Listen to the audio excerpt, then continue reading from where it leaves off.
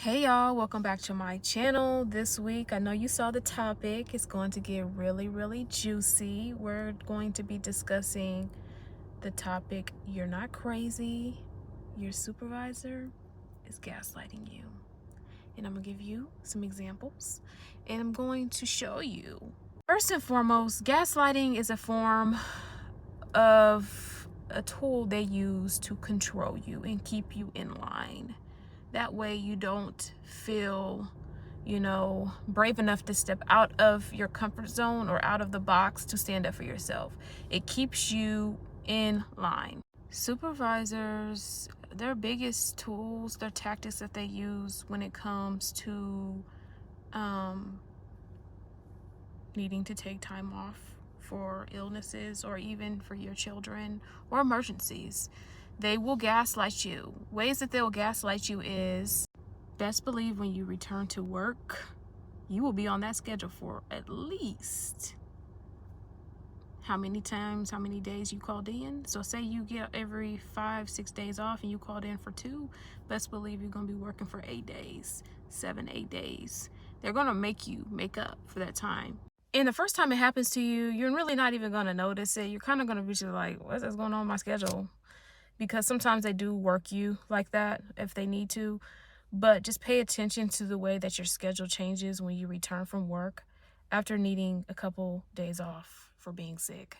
It's kind of crazy, you know what I'm saying? We get another tactic is that they'll give you more work than normal. So like you may be used to a certain amount of work or you know what I'm saying? And then like when you come back, you'll realize that, whoa, this is like a 2-man's job, 3-man's job. Like they won't send you any help. They won't give you any help. And another tactic is they might just take you off the schedule altogether. So if you're one of those type of people that come to work late every day and you show and prove that you don't know how to be on time, they will cut your hours to reward you for not coming to work on time, which that I kind of understand. Now that makes sense. One of the biggest things to remember is this tactic is designed to make you weak. It is designed to make you not want to call in next time. But it is inevitable for us to get sick or to have emergencies. That is just part of being a human being. So that is why I say that it is abuse, because we're human beings. You know what I'm saying? So let me go on to the next step of ways supervisors gaslight you. They'll do things like give you unrealistic amounts of work to do. You know that this is very unrealistic. However, they are expecting you to achieve and sometimes overachieve those unrealistic goals. Just saying. And if you are not able to meet those unrealistic goals, then you are back on the chopping block once again. You may be scheduled for the hardest route in the office. You may be scheduled to do some unrealistic mess again. Just saying. Also, you have to understand too, when you are working a person more than the norm, for example, 2 weeks straight without a day off, it is inevitable for them to make mistakes on the job and to become delirious in their work. So punishing someone and then punishing them again is like the most highest form of gaslighting narcissism that it gets. That's the highest extreme that it can get, because you know that they can't do their job, but you are punishing them more. You gotta think, we have family members, we go through deaths, we go through grief, we go through things that human beings go through. So I remember having a death in my family that was extreme back in 2019. It almost took me out, y'all. It almost took me out. And I needed some space and some time. But this ain't about me. This is about us. This is about us. You feel me? We're human. And that's the point of this video. So I'm going to go ahead and go on to the next topic. Not including lunches in your 2 15-minute breaks into your day.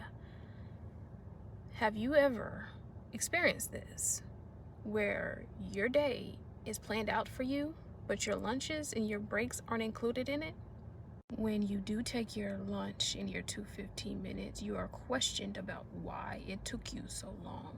When you get back to the office, they will say slick things like, well, you were slow out there today, you were real slow. I'm like, I took my lunch in my 2:15s. Please take your lunches. Don't deny yourself your lunches. Don't deny yourself your bathroom breaks. Do not deny yourself your comfort stops. Do not do it. And I'm going to tell you why.